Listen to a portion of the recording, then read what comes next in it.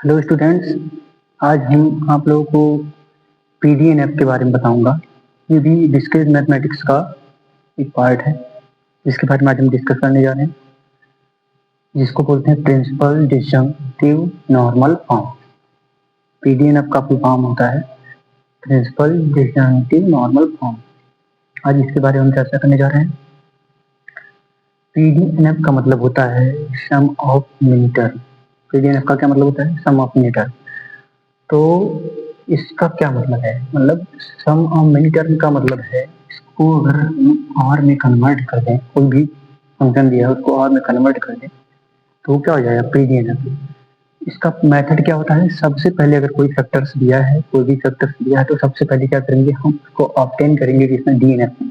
अगर कोई फैक्टर्स दिया है, अगर वो डीएनएफ में नहीं है, डीएनएफ में अगर नहीं है तो उसमें क्या करेंगे? हम उसको ऑब्टेन करेंगे डीएनएफ में, यानी डीएनएफ में पहले डीएनएफ में लाएंगे। उसके बाद हम इसको सॉल्व करेंगे। उसके बाद दूसरा दूसरा स्टेप क्या करता है? दूसरा मेथड क्या है कि इंट्रोड्यूस मिसिंग फैक्टर्स, यानी कि अगर कोई फैक्टर मिस है, मतलब नहीं है उसमें, तो हम उसको इसमें ऐड करेंगे। ऐड करने का तरीका हम आपको बता देते हैं। पीसीएनएफ में क्या होता था? पीसीएनएफ में और करके, और अगर कोई चीज मिसिंग है तो ऐसे करके हम लिख देते हैं, ठीक है। लेकिन इसमें क्या होता है? इसमें एंड करके हो जाता है क्यू और रिलेशन आर। मतलब क्या होता है? एंड और में हो जाता है और एंड में हो जाता है, बस यही चेंज हो जाता है और इसमें कुछ ज्यादा नहीं है। तो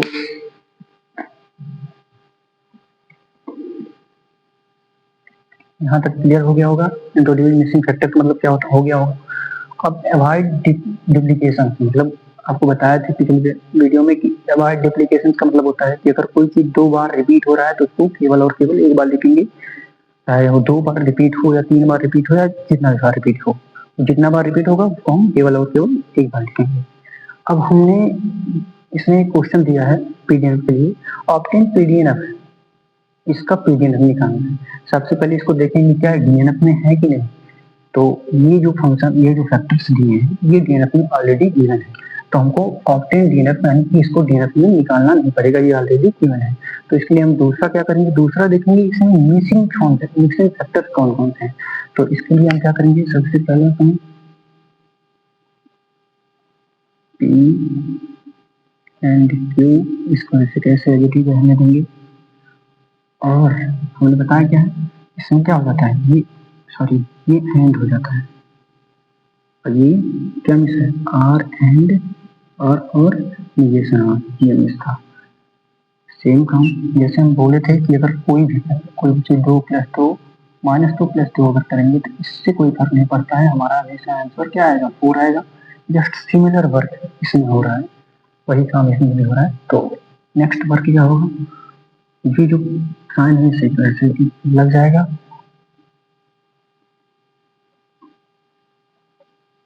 नाउ इसमें क्या मिल है? निगेशन पी एंड आर, ये स्मॉल बना दो या फिर कैपिटल ही रहने दो, कैपिटल ही रहने दो, कोई दिक्कत नहीं है। क्या किया है? सेम वर्क इसमें क्या मिस, क्यों मिस है? तो इसको करते हैं एंड क्यू कैपिटल स्मॉल बन जाए और निगेशन क्यू। सिमिलरली इसमें जो ऐसे हो और क्यू एंड एंड इसमें क्या मिस है? पी और निगेशन क्यू। हमने बताया था इसका मतलब एंड होता है, इसका मतलब आर होता है और इसका मतलब निगेशन होता है। तो आपको ये चीज पता होना चाहिए, इसका मतलब होता है एंड, इसका मतलब होता है और इसका मतलब होता है निगेशन या नॉट।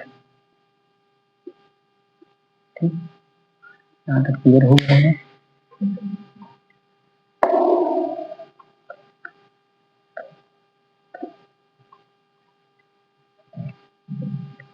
अब हम इसमें क्या करेंगे? डिस्ट्रीब्यूटिव अप्लाई करने के, इसमें डिस्ट्रीब्यूटिव लॉ अप्लाई करने पर डिस्ट्रीब्यूटिव लॉ तो क्या हो जाएगा, ये पी एंड क्यू ऐसे कैसे रहेगा, ये इसमें आ जाएगा तो एंड आर हो जाएगा और P and Q and nation R. यहाँ तक क्लियर है। नाउ और nation P and R and Q और nation P and R and nation Q. आप लोगों को शायद यहाँ तक क्लियर हो गया होगा। नेक्स्ट सब में क्या लगा रहे हैं, डिस्ट्रीब्यूटिव लॉ लगा रहे हैं। सब जितने भी फैक्टर्स में हम जो यूज कर रहे हैं ये डिस्ट्रीब्यूटिव लॉ है। डिस्ट्रीब्यूटिव लॉ से क्या हो जाता है, ये इससे मल्टीप्लाई हो जाएगा, ये इससे मल्टीप्लाई हो जाएगा। जैसे एज इट इज हम लोग करते आए हैं, क्लास 6 में ही आपको पता होगा डिस्ट्रीब्यूटिव लॉ, क्रम नियम, वितरण नियम, साहचर्य नियम, इसी को हम लोग इंग्लिश में डिस्ट्रीब्यूटिव लॉ बोलते हैं। और बहुत सारे हैं जिसका होता है commodity law, security law, now U and R and P और Q and R and ये हो गया दूसरा। इसमें यूज करते हैं use the distributive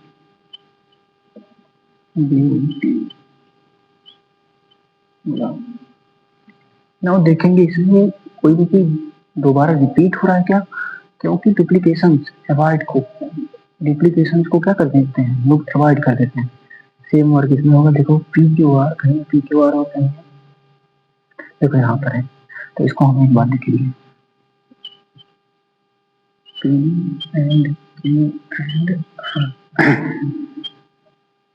P Q negation R कहीं है, पी